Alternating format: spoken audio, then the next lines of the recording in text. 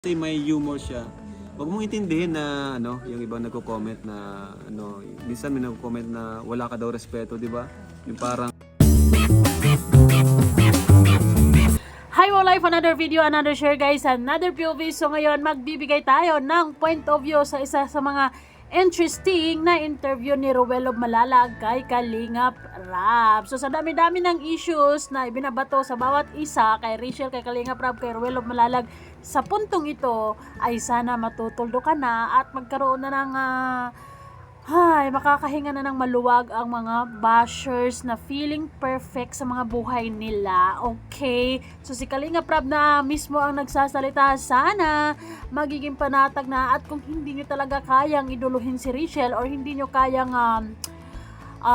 panoorin or visit na visit kay Rachel, well, mag next video na lang kayo. Ganon. Kasi for sure, hindi mag-a-adjust si Rachel para sa mga taong ayaw sa kanya. Dapat lang. Anyways, congratulations kay Kalingap Rab dahil talaga namang successful ang mga premiere live niya sa channel niya, and itong celebration na to nung sa isang gabi na nag-swimming sila dahil umabot nga sila nung birthday ni Erica na andun lahat. Umabot sila ng 111k live viewers. Ay, sana all Kalingap lang sa kalam. Pero syempre, bago ang lahat, don't forget to support and subscribe Kuya Val Santos Matubang, Ate Edna Vlogs, Kalingap Rab, Ruel of Malalag, Rachel Morales Vlog. And sa lahat ng Team Kalingap, actually, andyan yung Kalingap Boys or K-Boys, Kalingap Reactors, kami yun.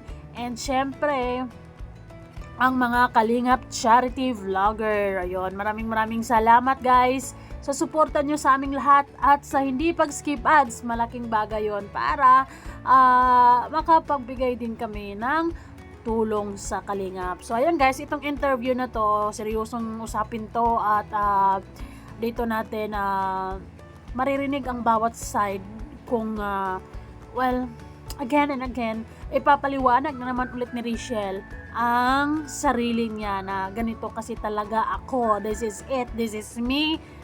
So ano bang dapat gawin? So this is it. Wait lang. Okay. Ano kay Rachel insan? Anong mensahe mo? kay Rachel. Na naging yung tinulungan mo, mas Yun. siya na din yung tutulong eh. Oo, yun nga. Grabe. Palagi kong sinasabi na sobrang proud ako kay Rachel. Oh, diba? Si Kalingap Rab, syempre, kung meron ng isang tao na pwedeng magiging proud at magiging proud kay Rachel, si Kalingap Rab yun. Kasi, nasa isang team lang tayo actually. And at the same time, ay siya mismo ang nagbigay ng pagkakataon ni Rachel na mag-vlog, at yes, tinutulungan niya si Rachel dati, na ngayon ay siya na ang tumutulong. O, diba? Grabe ang grabe si Rachel, kasi kahit na wala pa siya masyado or hindi pa gaanong malakas yung foundation niya or pagdating sa financial, ay in a small way sa kung anong kaya niyang gawin o kung anong kaya niyang ibigay, na posible siyang makatulong sa mga taong mahirap, ay talagang ginagawa niya ng paraan. But syempre, salamat sa supporters, salamat sa mga buting sponsors dyan na talagang nagbibigay ng budget para maipagpatuloy ni Rachel ang kanyang pagbibigay tulong sa mga nangangailangan, kasi sa gilid-digilid ay marami dyan ang pwedeng tulungan. So malaking bagay kung maraming mga charity vlogger all over the world, or lalo na sa Pilipinas mismo, the more the merrier, ika nga. So kung maraming charity vlogger, di ibig sabihin nun, mas marami pang posibleng matutulungan, no, di ba? Ay sana all. Lalo na nung papanood ko yung mga vlog niya. Ang galing ko si Rachel ng vlog. Yes. Galing din mag-edit. Ikaw talaga nag-edit nun? Galing. Kasi may humor siya. Huwag mong intindihin na yung ibang nagko-comment na minsan may nagko-comment na wala ka daw respeto, di ba? Yung parang So, sa part na ikaw ba talaga nag-i-edit, kasi talagang si Rachel pagdating sa editing, Yes, ando na yung sense of humor, ando na yung pagiging kalugkwela niya, pero pagdating sa editing, aba, talagang meron ding ibubuga si Rachel sa kanyang pag-edit. Malaking bagay din kasi yun eh, pero mostly kasi kapag kasikat na, ay hindi na nila masyadong ini-edit nga yan eh, kasi wala, may edit man or wala, pinapanood pa din ng mga tao. Pero si Rachel ay talagang binibigyan niya ng efforts, binibigyan niya ng magandang presentable magandang efforts at presentable yung video niya na, ayun, katulad ng napansin ni Kalinga Prab na nagiging proud siya kay Rachel kasi gawa ng talagang ibinibigay ni Rachel yung best niya sa mga videos, the way siya mag-vlog para ma-entertain niya yung mga tao sa abot ng makakaya niya, and doon bumilib ang mga tao sa kanya, at malaking bagay na pati si Kalinga Prab ay humahanga siya kay Rachel. Sino pa ang inspirasyon ni Rachel sa pag-charity? Lalayo pa ba tayo? Syempre ang Kalingap na yon, di ba? So, ayan, syempre maraming salamat kay unang-una kay Lord, at ginawa niyang instrumento ang Kalingap para magbigay tulong sa mga taong nangangailangan, at marami pa sana silang matulungan at hindi sila magsasawang tumulong sa araw-araw. So, isa sa mga successful na tinutulungan ng Kalingap na ngayon ay talagang iwi na wagayway or talagang malak sa kalam, si Rachel Morales Vlog, di ba? So, pagdating naman sa usaping walang respeto, anong masasabi kaya ni Kalinga Prab? Dapat palagi kang parang dapat yung iba nagko-comment na minsan may nagko-comment na wala ka daw respeto, di ba? Yung parang dapat palagi kang behave, palagi kang dapat kung ano ka, pakita mo. Kasi ganyan ka eh. Para balance din yung comment. Oo. Hindi naman po ako yung talaga tahimik. Siguro, inulugan ko yung tahimik ko kapag yung kailangan talaga mag-tahimik. Yan. Kung ano ka talaga, yun yung ilabas mo. Kasi ikaw yan. As long as di ka naman nakakasakit ng kapwa mo, di ka nakakatapak, naman nakakasakit ng kapwa mo, di ka nakakatapak ng ibang tao. Kasi marami naman natutuwa sa'yo. Saka, hindi lang ikaw ang ganyan na vlogger. Sila Zainab, sila Donalyn Bartolome. Mas malala pa nga yun. Well, in fairness naman talaga sa pagiging vloggerist ni Rachel ngayon, doon mo talaga mas lalong hahangaan at mamahalin si Rachel. Kasi talagang inborn siya with that kalog attitude and yung pagiging masalita niya. Yes, lahat naman tayo, tatahimik talaga tayo sa mga bagong kakilala natin, tatahimik talaga tayo sa umpisa, lalo na kapag hindi pa natin masyadong close yung mga tao na yan. Hindi ka naman pwedeng makipag-aurahan agad-agad dyan or mag-iingay ka agad-agad dyan na hindi mo pa masyadong gets yung ugali ng bawat isa, and at the same time hindi araw-araw mo siyang kausap. Basta ganon din kasi ang ugali ko na sa una, lalo na pagbago ako sa isang lugar, talagang isang tanong, isang sagot lang talaga ako, tahimik lang. Pero hindi naman kasi ibig sabihin na dahil sa tahimik ka, masama na yung ugali mo. Talagang minsan ilulugar mo din yung pagiging kalog mo. Kasi yun na nga, hindi mo pa kilatis or hindi mo pa nakikilala yung mga tao nandyan. So, paano mo ilulugar yung pagiging kalog mo kung hindi mo pa masyadong ka-vibes yung mga tao na yan? Kaya, nung time na swimming na yon, yung ugali ni Rachel doon na pinupuna ng mga marami dyan, para sa akin okay na okay lang ang ganong akma lang. Kasi hindi naman masyado niyang nakikilala yung mga tao na yun. Yes, kilala niya, pero hindi na masyadong nakikilala sa araw-araw or nakakasama sa araw-araw na ano bang mga ugali nito. Kung mag-ingay ba ako, magugustuhan ba nila? Kung magiging kalog ba ako, matatanggap ba nila? Diba ganon? Mapapaisip ka. But anyways, sabi nga diba, you do good, they will talk. You do bad, they will talk. So, do what you want and let them talk. Hayaan natin silang manghusga dahil akala mo naman mga perfecto ang buhay, and for sure naman sila pagkabago sa isang lugar tatahimik din naman, and tsaka na lang mag-iingay kapag nakukuha mo na yung vibes ng mga tao dyan, tsaka mo mailabas yung tunay na kulay mo. And siguro napapansin ng mga tao, kapag kasama ni Rachel si Ruel or yung sila Alex, sila kung sino pa, napakaingay, napakasaya na, napakakalog. Pero nung time na yun, ang tahimik, parang hindi siya namamansin. Well, itong mga tao na to kasi, kumbaga, kilala na ni Rachel kasi sa halos araw-araw nilang magkakasama, at alam ni Rachel na tanggap siya ng mga taong to kung ano siya. Kaya libre siyang magkikilos, libre siyang tumawa, libre siyang maging totoong siya. Kasi yung mga tao na to ay instead na i-judge siya, ay masayang kasama. Oh, 'di ba? So let's continue, guys. Ito yun, kaya wag mong baguhin ang sarili mo para sa mga... Para sa mga ibang viewers lang, sa ibang... Konti That's lang naman yun. true. Kunti lang naman sila. Actually, ikaw talaga parang yung personality mo, pang-vlog. Pang-vlog. Si Popo, ganyan din, makulit din, mga susot, bully, di ba? Eskwela. So ano, yun nga, sobrang bilib ako kay Rachel kasi talagang Well, sa totoo naman talaga, sa pagbablog ay dapat naman talagang kalog, marunong kang mambubuisit. Ay basta, depende sa'yo kung anong klaseng anong klaseng pagkatao mo. Kung ano ka, yun lang yung ilabas mo. Kasi for sure, yung mga tao na yan ay mamahalin ka kung anong kaya mo, mamahalin ka kung ano ka. Yun ang maganda kasi na mamahalin ka ng mga tao, taga-suporta mo na kung anong kaya mo or kung ano ka sa sarili mo, yung nagpapakatotoo ka, na wala kang tinatago, na masaya ka sa ginagawa mo, masaya ka sa pagbo-vlog. And ngayon, wala kasi akong problema na nakikita kay Rachel eh. Kanya-kanya kasi tayong ugali, kanya-kanya tayo ng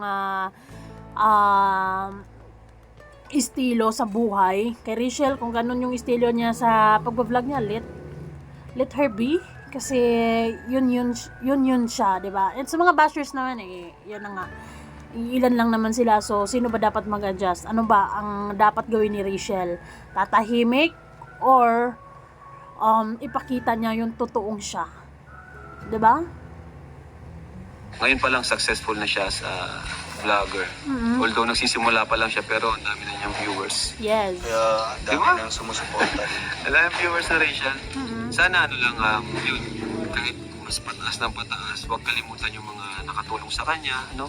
Sana. Sila Vincent, ang Kalingap, si Kuya Bal. Yun. At alam ko Ay, in fairness naman dyan, Kalinga Pra, pagdating dyan, talagang panalo si Rachel dyan, na talagang as a fan, ay proud ako si Rachel, na talagang sa part na yon ay never nakakalimutan ni Rachel sa magiging sa pagpapasalamat kay Kalingap or kay Vincent Calyada, and syempre lalong-lalo na sa Kalingap and sa mga supporters niya. Talagang lagi niyang babanggit yan at lagi niyang nare-recognize yan. Never, yun yung I believe ni Rachel, na yun yung isa sa mga bagay na hindi niya makakalimutan sa buong buhay niya, ang pagpapasalamat sa mga taong naging dahilan or nagiging tulay na kung bakit meron siyang, kung bakit kilala ang isang Rachel Morales ngayon. 'Di ba? Isa 'yan sa mga hindi na kailangang i-remind sa kanya kasi yan mabuting tao.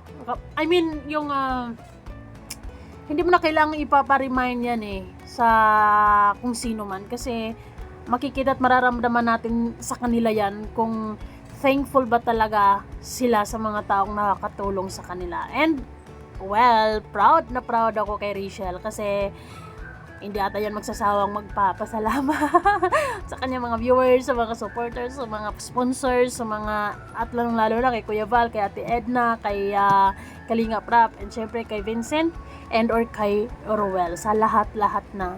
Actually, pumatok talaga si Rachel. No, pumatok talaga siya dahil minahal siya ng mga tao ng kusa kung ano siya, 'di ba? And yun yung mahalaga, yun yung kailangan natin ngayon, yung may magbibigay sa iyo ng saya, papatawanin ka, yung may energy. Kasi kung papanoorin mo yung isang tao na walang energy, halos hindi mo maririnig yung sinasabi. Talagang yung pagod na pagod ka, mas lalo kang napapagod. Kasi wala kang makukuhang energy, wala kang mahahatak ng energy sa kanya dahil nga parang siya mismo, yung pinapanood mo ay kulang din sa energy, di ba? But then anyways, iba-iba kasi tayo ng preferences kung sino yung iiduluhin natin. Yung masigla, or yung mahina, or yung kwila, yung kalog, na kadepende yan sa mga viewers. And in fairness, thank you so much Lord, because si Rachel ay minahal ng mga tao ng karamihan sa kung anong totoong pagkatao ni Rachel. Ay, buwangga, no? Naman na palagi naman yung sinasabi sa Hindi, pangarap ko lang yung hanapin. Kasi yung wish ko dati, yung react lang na 100 na yun. React ka na dati? React ka? Yung mga react lang po sa akin sa mga posts. React ka sa post. Mga likes. Ayun, so, Gusto ko mga heart. So, ayun. Natutupad na yung pangarap ni Rachel. Kaya, syempre, Yes, natutupad na ang pangarap ni Rachel. Unti-unti nang ibinibigay ni Lord ang mga hinanaing or mga wishes ni Rachel, o di ba? Yung dating gusto lang niya yung mga likes na yan ay tataasan kasi overwhelming naman talaga kapag mataas yung likes sa mga post natin sa Facebook, di ba? And we always want more and more. And dahil sa kalingap na ako, libo-libo. Pero syempre, nandahil din yan sa pagiging totoo ni Rachel. Dahil siya, hindi lang dahil sa kalingap, gano'n. Minahal talaga siya ng tao at nagpapasalamat ang mga tao sa kanya ng marami dahil ay binigyan din tayo ni Lord ng isang Rachel na talagang parang may hatak ng good vibes, di ba? Hatak na good vibes at positibong tao, kaya naman ay nahahawa ka sa pagiging positibo nila, lalong-lalo na kapag magkasama sila ni Rowell. Di mo lang alam ang aking nadarama pagkapiling ka. Nagsimula sa hindi kita kilala hanggang sa nauwi sa mahal kita. Iba talaga pag sila na magkasama, no? Iba din yung pero iba din talaga si Rachel. Like, bye. masaya tayo doon. Kung isa yun sa mga achievement ko na din. Na gusto ko rin mangyari kina Erica, kina Dara, saka kina Joy. At iba. Yes, talaga naman. Kung ano mang achievement ni Rachel ngayon at sinusubaybayan ng mga tao at minahal siya ng mga tao, it's also achievement ni Kalinga Prab. Kasi credit to the owner. Iki-credit yan sa Kalinga kung saan ang gagaling to, di ba? And yun naman talaga dapat ang aim ng Kalingap, na hindi lang dapat hihinto sa pabahay. Katulad ng sinasabi ni Kalinga Prab, na yes, malapang long term yung pabahay na yon, pero kasi kapag mayroong bahay nga pero wala ka naman pagkukunan sa araw-araw, magiging useless din yon. Gutom, maganda nga bahay mo, gutom ka naman.